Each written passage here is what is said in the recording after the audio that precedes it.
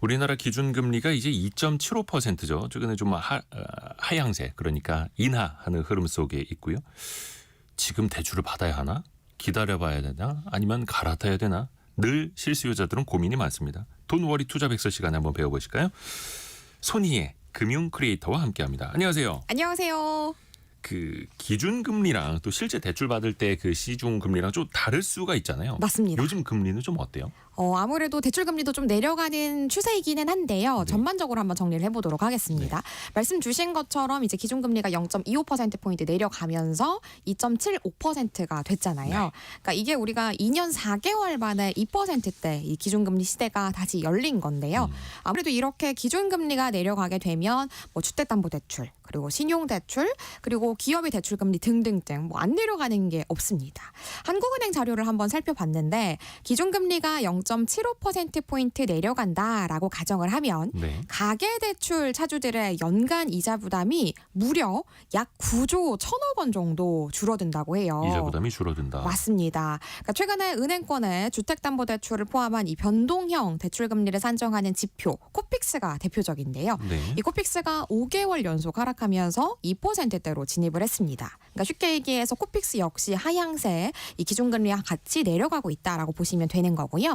코픽스가 2%대로 떨어진 건 지난 2022년도 8월 기준 2.96% 이후로 무려 30개월 만입니다. 이렇게 주요 시중은행의 코픽스 연동 대출금리도 이걸 반영해가지고 하향 조정될 예정이거나 네. 혹은 이미 한 지난주 정도부터 진행을 한 상황입니다. 조금씩은 내려가고 있다. 네.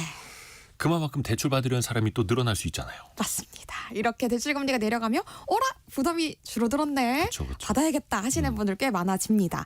이 전체 금융권의 가계대출은 지난달 4조 3천억 원 늘어나서 예. 그 전달에 9천억 원의 감소세에서 이제는 증가세로 전환이 된 상황입니다. 특히나 주택담보대출은 약 5조 원 늘어났고요. 직전 달 3조 2천억 원 대비 증가폭이 크게 확대가 된 겁니다.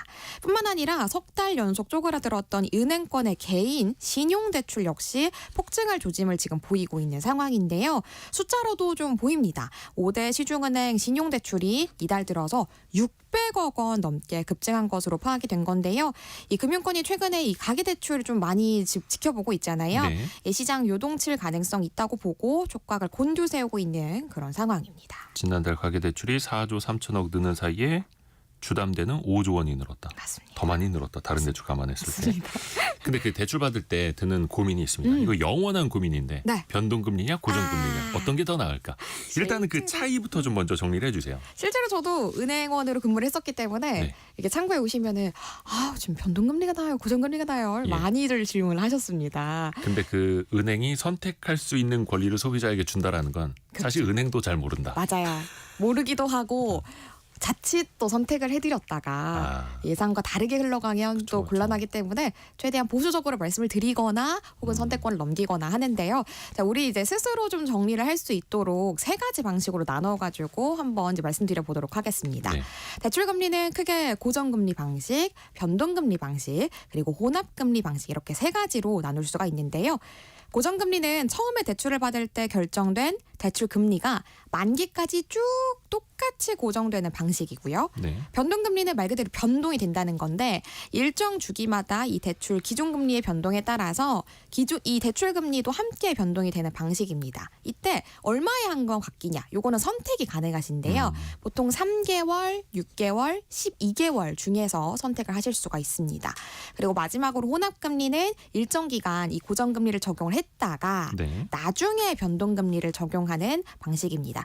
보통은 혼합금리도 물론 있기는 합니다만 많이들 선택하시는 거는 고정금리 그리고 변동금리 이 두 가지 중에서 선택을 하시죠. 박미영님이 표정이랑 목소리 말투가 봄 같아요. 생기 넘치십니다. 이렇게 보내주셨네요. 손희의 크리에이터와 함께하고 있습니다. 아주 비타민을 팡팡 터뜨려 드리겠습니다. 고맙습니다. 근데 이론적으로 보면 금리가 내려가는 시기에는 지금은 변동금리가 유리할 것 같다라고 1차원적으로 생각할 수 있잖아요. 근데 이게 또 깊이 들어가면 또 복잡하죠. 맞습니다. 말씀하신 것처럼 일반적으로는 이 시장금리가 올라갈 때는 더 올라가면 내가 불리해지니까 묶어놔야겠다라고 해서 고정금리 대출을 많이 선택을 하시고요. 네. 인하기, 그러니까 금리가 내려갈 때에는 나 앞으로 더 내려갈 건데 내가 왜 굳이 묶거나라고 이제 변동금리를 많이 선택을 하시는데요. 네. 물론 우리가 이런 규칙을 따르는 것도 중요하지만 이 시장 금리의 전망에 따라서 좀 유리한 걸 잘 선택하는 게 굉장히 중요한 포인트입니다. 네. 이 안정적인 선택을 희망하시는 분들은 이제 보수적으로 고정금리를 선택하는 경향이 크시고요. 나는 리스크를 좀 감수를 하더라도 앞으로 더 내려갈 수 있는데 내가 굳이 묶어두고 싶지 않아라고 조금이라도 유리한 선택을 희망한다 하시는 분들은 이 상환 기간 고려하시면서 변동금리를 선택하곤 하시는데요. 이때 우리가 꼭 두 가지 중에 하나만 골라야 된다라고 생각하지 마시고 네. 혼합금리도 같이 좀 고려를 하셨으면 좋겠습니다. 혼합형. 네, 앞서서 제가 고정과 변동이 합쳐진 거다라고 간단하게 말씀을 드렸는데요. 네. 이 혼합금리는 고객의 자금 계획에 맞춰서 운용할 수 있다라는 장점이 있습니다. 은행에서는 혼합금리 대출을 고정형 금리 이렇게 부르기도 하는데요. 네. 금융회사나 상품별로 다르기는 하지만 보통 3년에서 10년까지 고정금리를 적용하다가 이후로 변동금리를 적용할 수 있도록 이렇게 열어두었고요. 또 금융회사에 따라서는 5년 변동형 금리 대출이라는 것도 있는데요. 요거는 5년마다 금리를 재산정을 하는 겁니다. 그래서 요 기간 동안에 고정으로 하시겠어요? 변동으로 하시겠어요? 이렇게 선택권 드리는 거죠. 그래서 요 시기에 맞춰가지고 좀 나한테 유리한 걸 내가 너무 그때그때 고르기가 골치 아프다 하신다면 혼합형을 좀 고려를 그렇죠. 해보셔도 좋을 것 같습니다. 3개월, 6개월, 12개월뿐만이 아니라 3년, 5년, 10년 고정형도 가능하다. 맞습니다. 기존에 고정금리를 쓰시던 분들 그러면 또 이때 변동금리로 갈아탈까? 이거 고민 또 되거든요. 맞습니다. 예.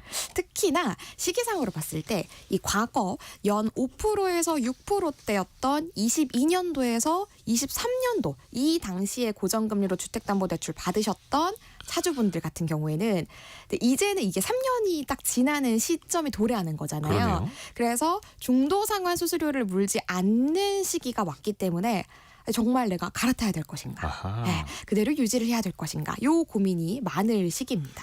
보통 3년 지나면은 말씀하신 것처럼 중도 상환 수수료 물지 않으니까 네. 이 높은 금리로 앞으로 3년, 5년, 10년 더 내느니 저는 갈아타는 게 나을 것 같은데 어떻게 보세요? 맞아요. 그런 선택들 많이 하십니다. 보통 상환 기간이 긴 주택담보대출 같은 경우에는 만약에 고정금리를 하셨다면 똑같이 고정금리를 하는 다른 대출로 갈아타는 경우가 많으세요. 그러니까 갈아타긴 갈아타는데 동일하게 고정금리 선택하시는 거죠. 그런데 이제 한 3년 지나서 더 낮아진 고정금리로. 맞습니다. 예. 뭐 예를 들어 내가 5%대를 쓰고 있었다면 이제는 4%대의 고정금리로 다시 갈아타는 선택을 하시는 거죠. 네. 이게 단기적으로 금리가 내려갈 수 있기는 하지만 우리가 또 멀리 장기적으로 금리 예측을 하는 건 좀 많이 어렵잖아요. 그래서 내가 갈아타기는 갈아타되 그래도 나는 변동되는 게 불안해 하시는 분들이 이제 고정으로 많이 갈아타시는 거죠. 다만 대출 기간이 짧다면 여기서 짧다고 하는 거는 보통은 10년 이하, 뭐 5년 이 정도를 얘기를 많이 하는데요. 일단 고정금리로 대출을 받은 뒤에 금리가 충분히 내려갔을 때 중도상환 수수료를 내고 변동금리로 전환하는 것도 물론 우리가 고려를 해볼 수가 있습니다. 그렇다면 변동을 많이 선택하는가 고정을 많이 선택하는가 이것도 좀 궁금하실 것 같아서 한번 네. 찾아봤어요. 예. 이 은행권의 신규 주택담보대출 중에서 변동금리형 비중은 한국은행의 금리 인하가 본격화된 지난해 10월에는 10.7%였고요. 그리고 12월에는 18.7%였습니다. 그래서 뭐 2달 사이에 상승을 하기는 했는데요. 그래도 고정금리를 선택하는 비중이 압도적으로 높기는 했습니다. 일단 금리 하락기니까 변동금리형 비중이 좀 높아지긴 하는데 네. 그래도 고정금리가 더 많다. 맞습니다. 뭐 정책당국에서 또 고정금리형으로 또 많이 또 유도하는 맞습니다. 것도 있고요. 네. 최경민님이 예전에 중도상환 수수료 낸 적 있는데 정말 아깝더라고요. 그러셨는데 맞아요. 중도상환 수수료 이거 간과하면 안 되죠. 정말 이게 꽤 비쌀 때가 많은데요. 예. 통상 은행권에서는 이 3년 이내에 대출금을 상환하게 되면 이 중도상환 수수료를 부과를 합니다. 2년 전에 고정금리로 40년 만기에 주담대를 받은 이 차주가 네. 5억 원 대출을 만약에 일시에 갚게 되면 이 수수료율 1.42%를 적용했다라는 가정하에 무려 679만 원이나 수수료를 내야 됩니다. 너무 비싸죠. 예. 네, 다행히도 올해 1월부터는 이 수수료가 평균 1.4에서 0.58에서 0.74%로 낮아졌습니다. 예. 여기에다가 한부모 가정, 장애인, 다문화, 다전야 가구 같은 경우에는 이 취약계층은 이제 중도상환 수수료 면제를 하고 있고요. 또 뿐만 아니라 이 은행권의 대환 대출을 활성화하는 방안도 이 금융당국에서 검토 중이라고 해요. 그러니까 대환 대출을 조금 더 활성화시키겠다라는 거죠. 네. 그리고 말씀하신 것처럼 것처럼 이제 고정금리로 유도하는 그런 분위기도 같이 형성이 되고 있고요. 말씀해 주신 것처럼 올해 들어서 중도 상환 수수료율이 거의 절반으로 낮아졌어요. 맞습니다. 은행에 따라서 크게 떨어진 데 거의 한 3분의 1까지. 맞습니다.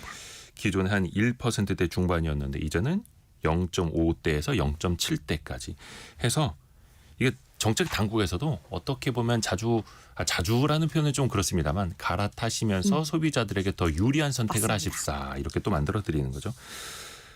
금융 크리에이터 손희애님과 함께했습니다. 고맙습니다. 감사합니다. 감사합니다.